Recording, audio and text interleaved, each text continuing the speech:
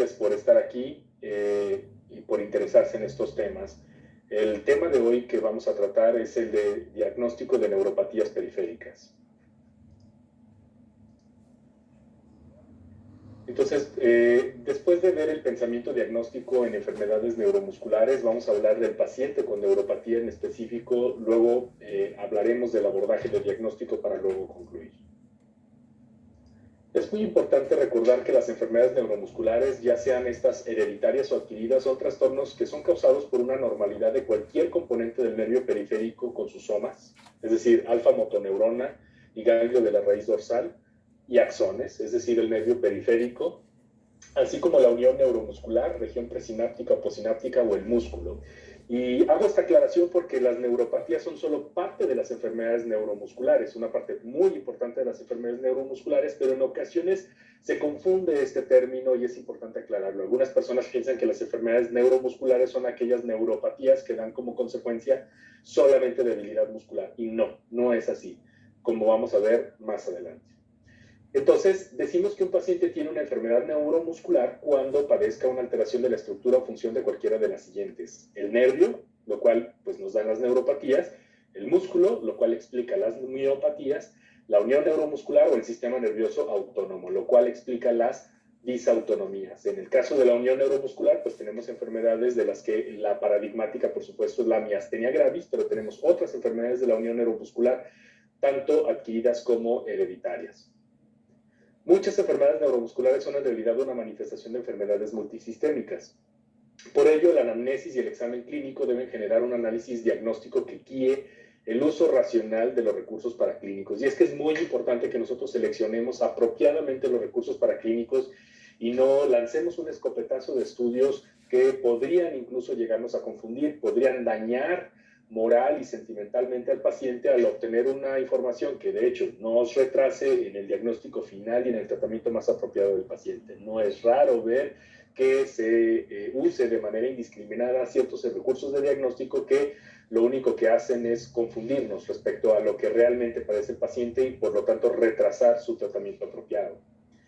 El análisis clínico de los síndromes neuromusculares debe de basarse en el reconocimiento de patrones que están relativamente estandarizados o son relativamente regulares o clásicos, tanto iniciales como intermedios como terminales en la historia natural de cada síndrome. Y es que es bien importante recordar que las enfermedades evolucionan y que el paciente evoluciona dentro de esas enfermedades. Así que los síndromes clínicos o las características clínicas que vamos a ver de los pacientes pues van a ser distintas en la etapa inicial, de la etapa intermedia a la etapa terminal, y puede ser que en etapas muy iniciales o en etapas muy terminales cueste mucho trabajo distinguir lo que está ocurriendo con estos pacientes. Y esto es muy importante porque podrían confundirse con otras enfermedades en las que se compartan manifestaciones clínicas. ¿Cómo pensamos para hacer el diagnóstico aquí? Bueno, algunas reglas básicas en el diagnóstico de las enfermedades neuromusculares y en particular en las neuropatías, que son parte, ya dijimos, de las enfermedades neuromusculares, es que el diagnóstico más probable por lo general es el que reúne más criterios. La ley de la parsimonia, es decir, la navaja de Ockham, es decir, las hipótesis con menos supuestos, es decir, la más sencilla, tiene más probabilidades de ser cierta. Y esto es muy importante porque en ocasiones nos planteamos hipótesis y decimos, bueno, pues para que el paciente tenga este síndrome clínico, podría ser que tenga esto así, pero con este resultado negativo, pero que le falte esto y quizás esto que le falta es debido a no sé qué. Y bueno, empezamos a hipotetizar muchas cosas cuando en realidad el diagnóstico más simple casi siempre termina ser el cierto. No simple desde el punto de vista de su presentación clínica o desde el punto de vista de su epidemiología. Me refiero a simple desde el punto de vista de las hipótesis para considerarlo. Es decir, es más fácil que una enfermedad se dé por unas cuantas causas o por una causa solamente por muchos factores. Pero hay excepciones, por supuesto. Casi siempre es más común una presentación típica de una presentación rara, de una enfermedad rara, que una presentación atípica de una enfermedad común. Las presentaciones atípicas de una enfermedad rara ocurren, por supuesto, pero lo más probable es que se trate de otro diagnóstico que no hemos considerado, o bien esa atipia se explica por un fenómeno añadido o un examen físico o toma de historia clínica deficientes. Las presentaciones clásicas suelen no ser las más comunes, pero hay elementos distintivos que son quasi sine qua non. Es decir, aunque lo que se describe muchas veces en algunos libros de texto, en algunos artículos como clásico, no necesariamente son las formas más frecuentes de presentación de una enfermedad, sí que hay algunas características que distinguen un cuadro clínico que corresponde a una enfermedad que sin las cuales no se puede hacer el diagnóstico. Y eso es muy importante detectarlo. Es muy difícil que haya una neuropatía, por ejemplo, que conserve reflejos normales, que conserve sensibilidad y que conserve la fuerza muscular. Entonces, ¿qué es una neuropatía? Es decir, ¿cómo es posible que haya una neuropatía con reflejos normales, fuerza normal y sensibilidad normal? Siendo que el nervio justamente lleva la información de sensibilidad y de fuerza, y que con mucha frecuencia cuando se daña pierde los reflejos. Entonces, esto es muy importante recordarlo. Debemos pensar en las causas exóticas, sí, pero primero hemos de descartar las causas más comunes de un trastorno neuromuscular. Las estadísticas sirven para guiar el pensamiento y formular hipótesis de diagnóstico, pero no aumentan ni disminuyen la probabilidad de que un paciente tenga o no una enfermedad. Y si el paciente reúne los criterios, entonces tiene la enfermedad, aunque sea rara en la población de la cual se extrae a ese paciente. Es preferible proponer un diagnóstico sindromático en estudio que dar un diagnóstico etiológico apresurado sin todos los elementos sólidos para sustentarlo. Los errores de diagnóstico son a veces más nocivos que un retraso en el diagnóstico. Esto es algo muy importante también. Y un error de diagnóstico casi siempre también deriva en un retraso del diagnóstico. Entonces, van de la mano. Ahora, ¿cómo es un paciente neuromuscular?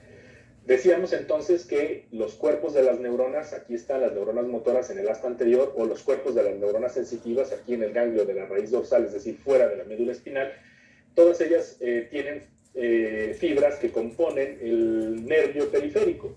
Este nervio periférico pues, puede tener fibras motoras y o sensitivas, y pues las fibras motoras, por supuesto, van a controlar la función del músculo, y en el sitio donde se une este nervio con el músculo le llamamos unión neuromuscular o placa motora también. Entonces, un paciente neuromuscular es aquel que está enfermo de cualquiera de estas estructuras, no solamente del nervio. Pero las neuropatías, por supuesto, se refieren específicamente a las del nervio periférico. Entonces, de enfermedades neuromusculares tenemos enfermedades de motoneurona, radiculopatías, flexopatías, neuropatías, transmisión neuromuscular o miopatías.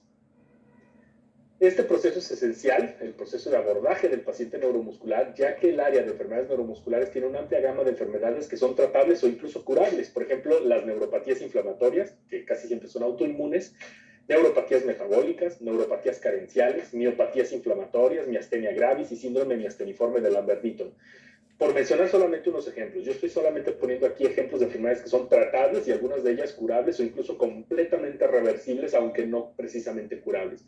Es decir, este es un campo de la neurología en la que hay muchísimo que hacer y que podemos contribuir mucho al bienestar de los pacientes. ¿Qué hacemos cuando vamos a abordar un paciente? Hay que hacer un listado de problemas clínicos, es decir, se trata de una enumeración de las enfermedades y condiciones médicas que se han identificado antes y durante el abordaje neuromuscular. Todas ellas importan. ¿Por qué? Porque con mucha frecuencia las enfermedades neuromusculares y en particular las neuropatías son consecuencia de enfermedades sistémicas. La diabetes mellitus puede causar anormalidades del nervio periférico con extrema frecuencia. Es la primer causa de neuropatías crónicas a nivel mundial, por ejemplo. Luego hacemos un listado jerárquico de signos y síntomas positivos y aquellos que son pertinentes negativos. Es decir, se trata de una enumeración de signos y síntomas que podrían caracterizar una enfermedad y cuya ausencia también es importante en ocasiones para poder caracterizar una enfermedad. Luego definimos las características nosológicas. Se trata de una caracterización del potencial padecimiento neuromuscular que afecta al paciente. Es decir, tenemos que enumerar la evolución que proponemos que tiene este paciente, su comportamiento, su presentación, su origen, entre otras características. Nosotros entonces, la enorme mayoría de las enfermedades neuromusculares y en particular las neuropatías les llamamos de curso agudo, aquellas que tienen menos de 2 semanas desde el inicio de los síntomas, no hasta el estado actual, sino hasta el estado de máxima expresión del paciente. Subaguda, aquella que tiene de 2 a 8 semanas, y crónica más de 8 semanas de evolución. Un comportamiento decimos que es monofásico súbito cuando existe un solo brote o un solo momento en el que el paciente perdió función. monofásico progresivo en el cual el paciente ha perdido la función, sí, en un solo evento, pero este evento es más larvado, es más lento, es más crónico. Oligofásico cuando depende de varias fases en las que el paciente ha perdido función o varios momentos en que el paciente ha perdido función. Y polifásico cuando esa pérdida de función que tiene actualmente el paciente es consecuencia de varios brotes, de varios momentos en que el paciente ha perdido alguna función. Por su presentación lo clasificamos en congénita o adquirida y hacemos un listado de aquellos aparatos y sistemas que son afectados, entre ellos, por supuesto, el sistema nervioso central, periférico, hematológico, respiratorio, endocrino, inmunológico, etcétera, etcétera, etcétera. Es decir, hay que hacer medicina, esencialmente con el paciente neuromuscular. Nos proponemos un origen probable, por supuesto, hasta no tener exámenes paraclínicos, muchas veces podemos concluir con contundencia de qué se trata, pero sí hay que proponer cuál es la posibilidad o en qué estamos pensando. Es decir, ¿será que estamos pensando en un problema autoinmune, infeccioso, tóxico, genético, nutricional carencial, genético-ambiental, por agentes físicos puros o de origen desconocido? Es decir, ¿qué estamos pensando que potencialmente puede ser la causa de los signos y síntomas de nuestros pacientes? Tenemos que preguntarnos, ¿existe la posible concurrencia de dos o más patologías no vinculadas? Es decir, ¿es posible que este paciente tenga estos signos y síntomas debido a más de una enfermedad? ¿Parece una presentación típica esta? Y hacemos un proceso de integración en el que nos planteamos un diagnóstico sindromático, luego un diagnóstico topográfico, luego un diagnóstico etiológico potencial y hacemos un listado de diagnósticos diferenciales. Es decir, ¿qué otras enfermedades podrían explicar estos signos y síntomas? Poniendo desde la más probable, por supuesto, hasta la menos probable.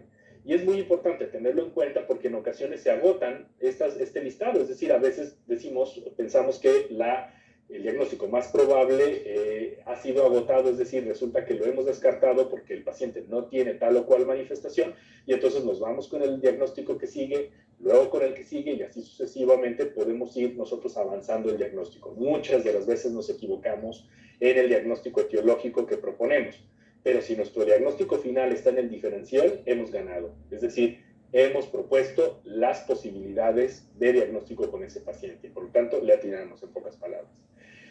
Luego hacemos un plan diagnóstico y esencialmente nos tenemos que preguntar, ¿qué necesitamos medir para documentar que existe afección de los componentes anatómicos, aparatos y sistemas planteados? ¿Qué necesitamos medir para completar los criterios de diagnóstico si es que los hay? ¿Y qué necesitamos medir para establecer una etapa y pronóstico de esa enfermedad? Hay que recordar que hay patrones clásicos. Por ejemplo, ¿cómo se presenta un paciente con una polineuropatía? ¿Qué es lo clásico? Bueno, pues lo clásico es que afecte miembros inferiores y los superiores tardíamente. Es difícil que una polineuropatía, o es decir, hay pocas polineuropatías que afectan solo las extremidades superiores sin afectar los inferiores, porque las extremidades inferiores tienen los nervios más largos, ya lo vamos a discutir más adelante. Patrón dependiente de longitud es típico en las tóxico-metabólicas. ¿Qué es eso de patrón dependiente de longitud? Lo vamos a discutir más adelante, pero esencialmente es cuando la etiología es tóxica o metabólica, por ejemplo, por una diabetes mellitus descontrolada o por una exposición crónica al alcohol. Nosotros vamos a tener daño de los nervios más largos primero. ¿Y cuáles son los nervios más largos? Ya lo dijimos, los de las extremidades inferiores. Para que se afecten las extremidades superiores, los nervios de las extremidades inferiores deben de afectarse primero. Si solo presenta un paciente alteración de las extremidades superiores, difícilmente eso va a ser consecuencia de diabetes mellitus, por ejemplo. Sí hay síndromes así, pero son infrecuentes. Es decir, la clásica polineuropatía diabética afecta primero y sobre todo a las extremidades inferiores porque son los nervios más largos. Generalmente las polineuropatías dominan los síntomas sensitivos sobre los motores. Hay debilidad distal predominantemente. Hay más dificultad para bajar que para subir escaleras. Los reflejos de estiramiento muscular están disminuidos o ausentes. Hay más afección de fibras gruesas que de delgadas. Hay muy rara debilidad del cuello en polineuropatías que son crónicas. La CIDT o polineuropatía desmielinizante inflamatoria crónica no se presenta con afección de los nervios craneales usualmente, pero la neuropatía motora multifocal sí puede implicar afección de nervios craneales. Pero son simplemente reglas. Yo sé que ustedes van a decir, sí, pero yo una vez vi a un paciente que tenía una polineuropatía y no le podía levantar el cuello. Sí, claro, yo también lo he visto, pero eso no es tan frecuente. Estamos hablando de patrones clásicos, y dijimos que lo clásico no necesariamente a veces es lo más común, pero sí son características que nos ayudan a recordar un diagnóstico. En cambio, un paciente con una miopatía tendrá un patrón de debilidad proximal, más problemas para subir que para bajar escaleras, no hay síntomas sensitivos, hay cambios del trofismo, es decir, el tamaño del músculo, hay reflejos de estiramiento muscular normales o proporcionales a la atrofia, trastornos ventilatorios que ocurren tarde en miopatías crónicas, y la debilidad proximal suele acompañarse de cambios posturales compensadores para mantener el balance y cambiar el centro de la gravedad. Entonces, estas son fotografías de pacientes con miopatías. Entonces, vean ustedes cómo incluso se tuerce un poco el tórax porque estos pacientes cambian, hay una compensación para tratar de mantener el equilibrio y modificar el centro de gravedad. Y un paciente, por ejemplo, con una neuropatía, al desplazarse va a tener una marcha equina o marcha en estepage, que se refiere a levantar la pierna mucho, la rodilla la levantan mucho para que la punta del pie que ha caído no roce, no pegue con el piso y el paciente no caiga. Entonces, estos pacientes tienen una marcha que simula o que sugiere o que recuerda a la marcha de los caballos cuando están haciendo sus gracias.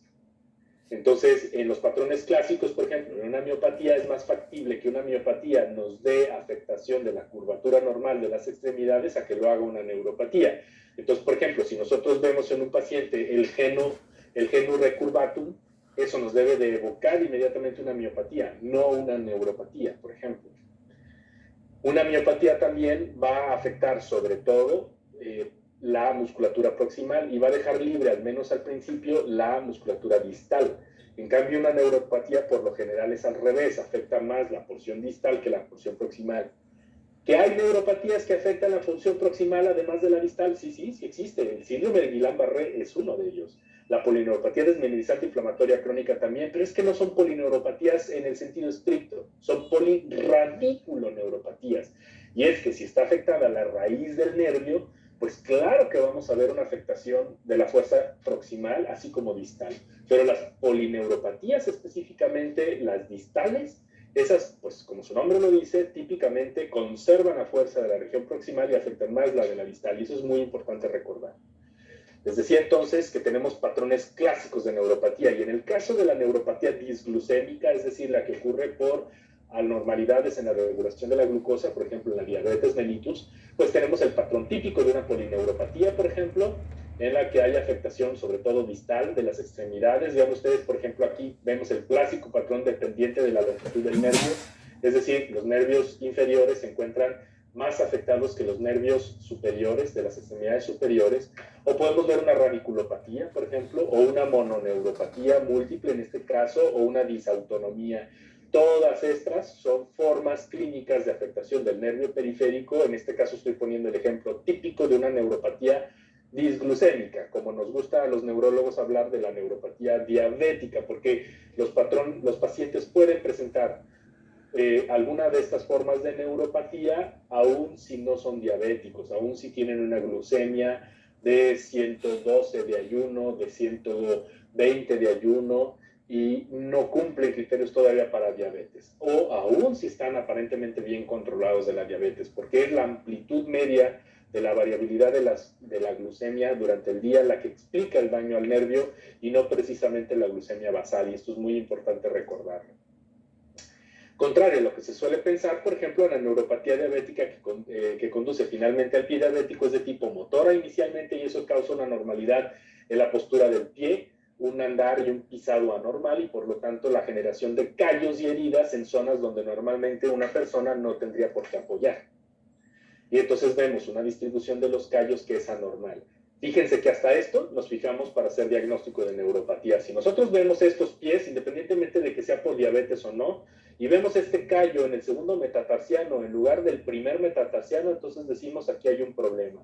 Aquí este nervio, este metatarsiano está débil, este pie está débil, y por lo tanto tiene que apoyar en el segundo metatarsiano y en el primer dedo del pie, y por lo tanto este paciente tiene callos con una localización que es completamente anormal. Tiene también una postura anormal, este pie sugiere que está sufriendo de debilidad. Entonces, la inspección es sumamente importante también en neuropatías.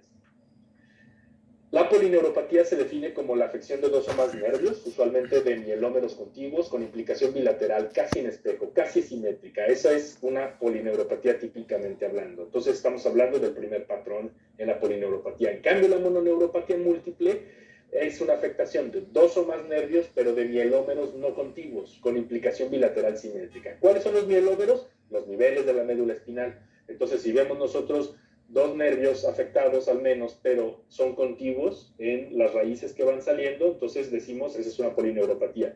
Pero si vemos un nervio que sale de este mielómero y otro que sale de un mielómero mucho más abajo, decimos, eso no es una polineuropatía. Oye, pero es que hay dos nervios afectados. Sí, pero no son contiguos. Uno está arriba, otro está abajo. A eso se le llama mononeuropatía múltiple. Es la diferencia entre una mononeuropatía múltiple y una polineuropatía. Nervios contiguos, nervios no contiguos. Entonces, la plexopatía por su cuenta es la afectación de un plexo o red de nervios que inervan las extremidades, por ejemplo, el plexo braquial o el plexo lumbosacro. Las plexopatías especiales que hay que recordar, una de ellas es el síndrome de Parsonage-Turner, que es una polineuropatía, plexopatía no traumática del plexo de la extremidad superior, del plexo braquial. En cambio, la afectación asociada a diabetes mellitus, que es no traumática o compresiva del plexo lumbosacro, se le conoce como síndrome de Bruns-Garland, que también se le llama amiotrofia diabética.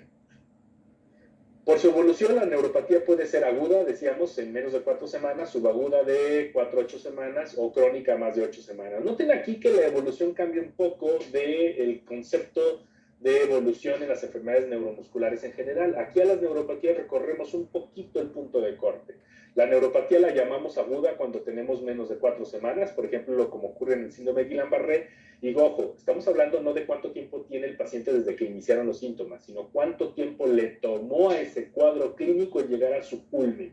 Nosotros podemos ver un paciente con Guillain-Barré con síntomas todavía a 8 meses de evolución y no significa que se haya hecho crónica. No. El Guillain-Barré es una enfermedad aguda. Lo que pasa es que llegó a su punto máximo a las 2 semanas, 3 semanas, es decir, antes de 4 semanas. Por el patrón clínico podemos decir que es una polineuropatía sensitiva, motora o mixta. Y entonces decimos, es un síndrome de polineuropatía sensitivo-motora, por ejemplo, cuando estamos hablando de la mixta, o motora pura o sensitiva pura. Por el patrón funcional las clasificamos también en axonales, desmielinizantes o mixtas. Y el concepto de polineuropatía dependiente de distancia, también se le llama longitud dependiente o dependiente de longitud, se refiere a la afectación sensitiva, ojo, sensitiva primeramente de nervios más largos, para luego implicar nervios más cortos conforme el trastorno pues avanza. Esto es típico de las polineuropatías tóxico-metabólicas, pero no de las inflamatorias. Por ejemplo, las polineuropatías autoinmunes no atacan predominantemente los nervios más largos que los nervios cortos. Eso sí lo hacen las tóxico-metabólicas. Entonces, si nosotros vemos un patrón dependiente de longitud del nervio, eso nos sugiere más un problema tóxico-metabólico que un problema autoinmune. Aquí les explico con este diagrama que es una neuropatía dependiente de longitud.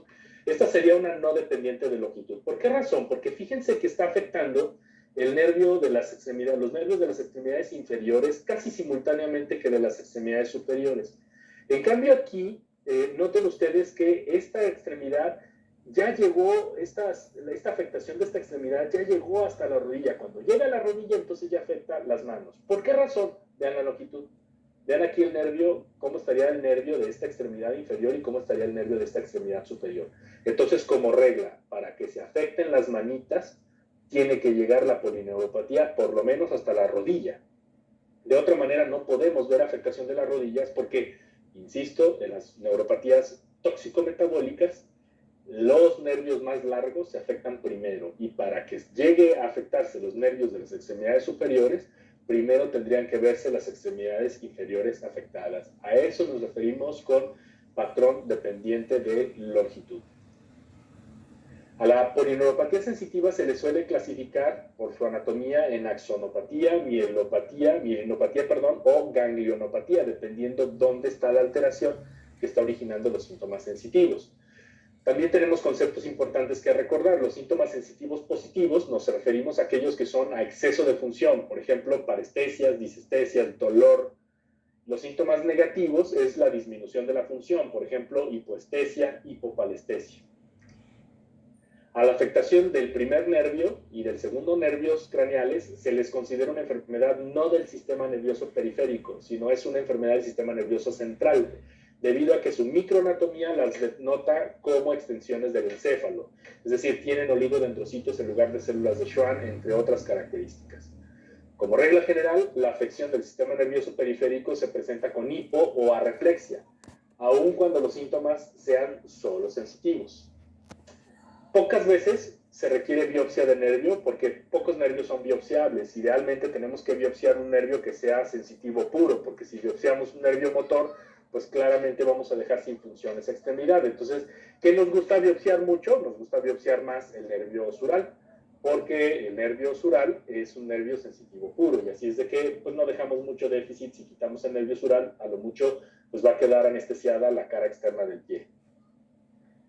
La mayoría de las polineuropatías son flores de variedad de jardín. ¿Qué significa eso? Que son comunes, que la enorme mayoría de los pacientes que tengan una polineuropatía tendrán una causa muy común, no exótica. Es decir, suelen ser distales, simétricas, con signos sensitivos que dominan sobre los motores, con algunos datos positivos, algunas veces parestesias, dolor, pocos datos de debilidad o esta es distal. Los reflejos de estiramiento muscular están disminuidos o ausentes, pero pueden ser normales en algunos casos.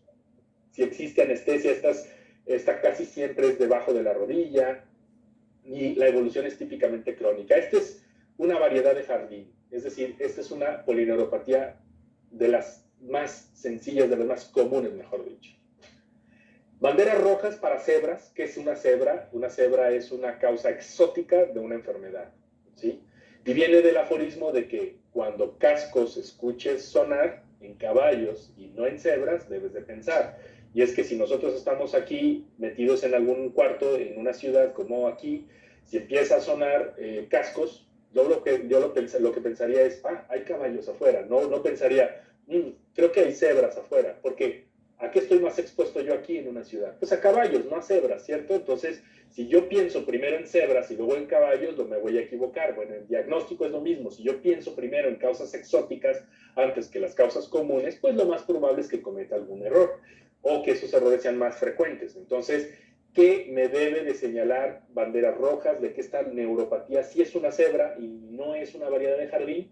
La asimetría. Si de un lado está peor que del otro, eso no gusta para una neuropatía común. Presentación aguda o recurrente, esto parece ser menos frecuente. Debilidad marcada, es decir, mucha debilidad, eso no parece ser de diabetes mellitus. Ojo, la diabetes mellitus da más neuropatía de predominio sensitivo. Sin síntomas sensitivos, o que sea focal, es decir, solo afecta una extremidad o una parte, o multifocal y un involucramiento proximal, por ejemplo, eso nos puede señalar que esta no es una neuropatía variada de jardín, no es de las más comunes. Otras banderas rojas pues son la afección de extremidades superiores y una historia familiar positiva para el mismo cuadro. Claro, cuando hay más pacientes enfermos de la misma neuropatía, eso no parece neuropatía diabética. Eso hay que pensar que se trata, no sé, de Charcot-Marie-Tooth o de alguna otra enfermedad que es relativamente exótica. Las pruebas de diagnóstico dependen del patrón. El electrodiagnóstico es esencial en la mayoría de las ocasiones para guiar el abordaje. Además de la clínica, el electrodiagnóstico nos ayuda a establecer si es dependiente de distancia o no, si es simétrico o no, el involucramiento sensitivo o bien motor, si es axonal o desmielinizante, e incluso da pistas sobre si es aguda o crónica, adquirida o hereditaria, de acuerdo al patrón de afectación de los nervios. ¿Qué hacemos para abordar estas neuropatías? Pues el abordaje de primera línea con biomarcadores para la polineuropatía distal, sensitiva, axonal o mixta es, pues claro, hacer una glucemia, una hemoglobina glicada, una prueba de tolerancia a la glucosa oral que tiene mayor rendimiento de diagnóstico en los que resultan con una glucemia normal de ayuno, citología hemática, química sanguínea, pruebas de funcionamiento hepático, niveles de vitamina B12, folato y piridoxina en algunos casos apropiados, BSG y PCR, perfil tiroideo, perfil de lípidos, electroforesis de proteínas e inmunofijación si es que existe un componente desmielinizante, por ejemplo. De segunda línea, y le llamamos segunda línea cuando primero tenemos que hacerlos de primera línea y agotar esas posibilidades antes de pensar en esto. pues ¿qué hacemos? Pues pedimos anticuerpos específicos o asociados a enfermedades de tejido conectivo, como por ejemplo anticuerpos antinucleares, SSA, SSB, ANCAS, etcétera, crioglobulinas, anticuerpos antivirus de la hepatitis C o virus de la inmunodeficiencia humana, antiborrelia, BDRL, FTAP, si es que existe un punto de sospecha alto para sífilis, vitamina E, cobre, zinc, metales pesados en orina de 24 horas, homocisteína y ácido metilmalónico si es que la B12 es normal o es limítrofe. Entonces noten ustedes que estos son estudios muy exóticos que hacemos para cuando hemos agotado los de primera línea y no hemos llegado al diagnóstico. De tercera línea serían anticuerpos específicos, por ejemplo, según sea apropiado, antisulfátido, antimag, antigangliósidos, HU, RI, etcétera, pero sobre todo HU. Ordenar estos estudios después de la electroneurografía, no pedir estos anticuerpos exóticos y ni siquiera tenemos unas velocidades de conducción nerviosa en neurofisiología. De preferencia no hay que usar paneles, sino pedir los anticuerpos específicos y la positividad de alguno de ellos puede tener implicaciones de tratamiento. Independientemente de todo esto, no olvidar que la mayoría de las polineuropatías sensitivas de presentación típica son debidas ya sea a diabetes, etilismo crónico o enfermedad renal crónica. Esas son las tres causas más frecuentes de polineuropatía a nivel mundial. Y perlas clínicas para finalizar, en neuropatía diabética, la disautonomía explica trastornos como la neuropatía autonómica cardíaca, que da arritmias, gastroparesia diabética, que da náusea, vómito, reflujo, dismotilidad colónica, que da diarrea, estreñimiento, vasculopatía disautonómica, que da hipotensión postural, disfunción eréctil, vesical, rectal, trastornos pupilares. Si tu paciente con diabetes mellitus tiene alguna de estas, debes de pensar en una disautonomía diabética. Los estudios de electrodiagnóstico pueden detectar las fibras mielinizadas gruesas, pero no pueden detectar un funcionamiento normal de las fibras no mielinizadas delgadas. Y hay que recordar que las no mielinizadas pequeñas o delgadas son las que transportan información de dolor y temperatura. Entonces, si el paciente dice que le duelen las extremidades inferiores, pero los estudios de neuroconducción son normales, no está loco. Puede ser posible, lo que pasa es que los estudios de neuroconducción no evalúan esos nervios, los nervios del dolor, evalúan los nervios que llevan información sensitiva de otro tipo. La neuropatía diabética no tiene un examen clínico paraclínico único, por lo tanto tenemos que hacer varios estudios dependiendo del síndrome clínico. Por ejemplo, si el paciente tiene una polineuropatía sensitivo-motora, hacemos velocidades de conducción nerviosa. Si tiene radiculopatía o plexopatía, pedimos las velocidades de conducción nerviosa y la electromiografía. Si la neuropatía es dolorosa pura, es decir, de fibras delgadas, pedimos respuesta sudomotora y umbrales sensitivos. Y si vemos disautonomía, hacemos un mapa, Holter, Sudoscan, QST, QSAT, prueba de inclinación, o sea, de mesa inclinada, variabilidad de la frecuencia cardíaca, respuesta simpática de la piel, como pruebas de diagnóstico que se piden aquí en México y que podemos solicitar para evaluar a nuestro paciente con una probable disautonomía. Si su paciente tiene más de 10 años de diagnóstico de diabetes mellitus, las probabilidades que padezca neuropatía diabética son más del 50%, pero primero busque signos y síntomas antes que estudios de neuroconducción. Si realiza estudios de neuroconducción y le reportan desmielinización, lo más probable es que eso no sea diabetes, sino una CIDP. Y si su paciente tiene más de 8 semanas con trastornos sensitivos, lo más probable es que ya padezca trastornos motores o que estos sean sutiles. Recordar que si su paciente no camina, lo más probable es que eso no sea por diabetes, va a ser otra cosa que hay que buscar. La neuropatía diabética da sobre todo trastorno sensitivo. Hay que entrenar a su paciente a revisar las plantas de los pies. El pie diabético es un equivalente técnico de polineuropatía diabética. Si ya hay úlcera es porque hay el nervio afectado.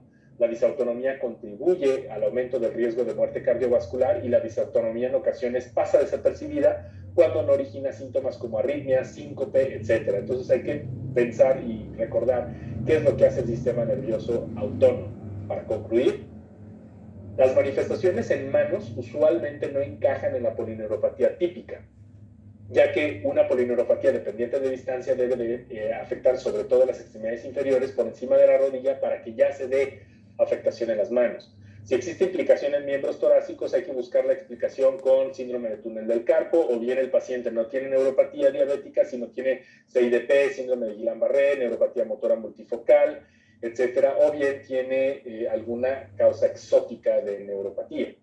En neuropatías puras de fibras delgadas, a menudo el examen físico es normal, excepto por los datos positivos, es decir, el paciente tiene alodinia, hiperpatía, hiperalgesia, disespesia.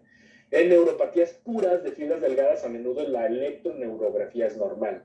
La causa más común de neuropatía de fibras delgadas aisladas son los estados de prediabetes, de hecho, más que de diabetes, sobre todo el de intolerancia a la glucosa oral. Muchas gracias. ¿Qué tal? Pues le damos la bienvenida al doctor Erwin Chiquete Anaya. Está aquí ya con nosotros en esta sección de preguntas y respuestas. Doctor, ¿cómo está usted? Hola, ¿qué tal? Muy bien, muchas gracias. Qué bueno, doctor. Doctor, pues demos paso a estas preguntas que estamos teniendo aquí para aprovechar este poquito tiempo que nos dan en esta sección. Doctor, ¿puede la enfermedad renal crónica causar una neuropatía dolorosa únicamente? Sí, totalmente. No siempre hay una neuropatía sensitiva con síntomas negativos, es decir, con pérdida de la sensibilidad, sino que también puede causar síntomas positivos, como es el dolor. Y no siempre, de hecho, inhabitualmente causará síntomas motores, pero también puede causarlos. Eso es. Doctor, en este mismo contexto que nos preguntan si no hay dolor, nos preguntan también si, por ejemplo, el síndrome de Guillain-Barré causa dolor siempre. No siempre causa dolor, pero el dolor neuropático y el dolor somático, es decir, ya de las estructuras físicas del cuerpo, se presenta en Guillain-Barré. Entonces, el dolor, de hecho, oscila mucho entre las series, entre el 25 y el 50% de los pacientes. Así que sí, sí puede ser una forma de dolor. El gen casi siempre es no neuropático, más bien es relacionado a las posturas, es un dolor somático, pero incluso se puede observar el dolor neuropático en Guillain-Barré. Doctor, el etilismo crónico causa neuropatía dependiendo de la dosis, es decir, del grado de consumo de alcohol. No, contrario a lo que se cree, muchas personas creen que hay una relación con respecto a la dosis, pero no es así, es totalmente idiosincrático. Lo que sí se sabe que una persona que ha abusado del alcohol va a tener más probablemente una neuropatía dolorosa, pero aunque baje significativamente su consumo de alcohol, si lo sigue consumiendo, eso sigue activando la neuropatía dolorosa. Es más o menos así la relación. De tal manera que casi después, aunque se coman una rebanada de pan envinado, ya pueden tener la neuropatía, a pesar de que han dejado en realidad el consumo excesivo de alcohol. Entonces no está tan relacionado con la dosis como se creería. Muy bien. Y, perdón, doctor, ¿es vigente aún el concepto de neuropatía insulínica para referirse a la neuropatía cuando inicia o bien cuando se agrava tras la insulinización? No es vigente ese concepto. En realidad lo que causa la neuropatía diabética es la disglucemia con amplitudes en cuanto a la variabilidad glucémica muy altas. Es decir, son personas que tienen daño o estrés al nervio por tener hipoglucemias, luego hiperglucemias, y estas amplitudes de la variación de la glucemia son las que dañan al nervio propiamente. Entonces, lo que estaba pasando antes o ahora, cuando se inicia un paciente con insulina, es que muchas de las ocasiones tienen más amplitudes glucémicas. Pueden tener, si acá hacemos el cálculo mal de la insulinización, los pacientes pueden tener hipoglucemia, pero luego tener hiperglucemias, y entonces el uso de la insulina está asociado a una mayor amplitud en la variabilidad glucémica, que es lo que daña al nervio per se.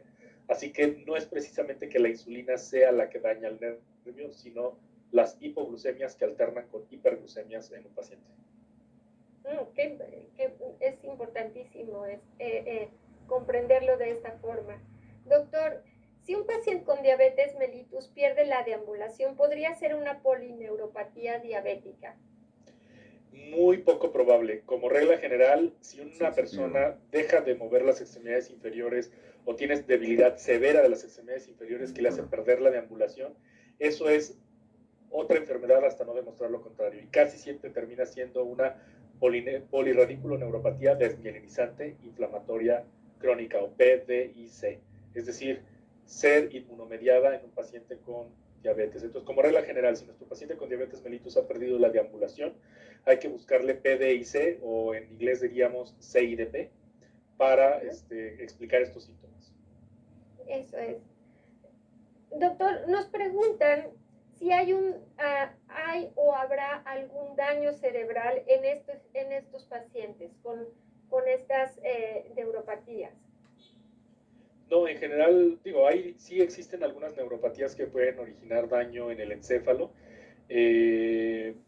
pero no es que la neuropatía conlleve un daño en el encéfalo. Hay algunas causas específicas que pueden dar ese daño, pero de ordinario una neuropatía es un síndrome del sistema nervioso periférico, no es un síndrome del sistema nervioso central. Entonces, por lo general, en la enorme abrumadora mayoría de las neuropatías no existe daño cerebral.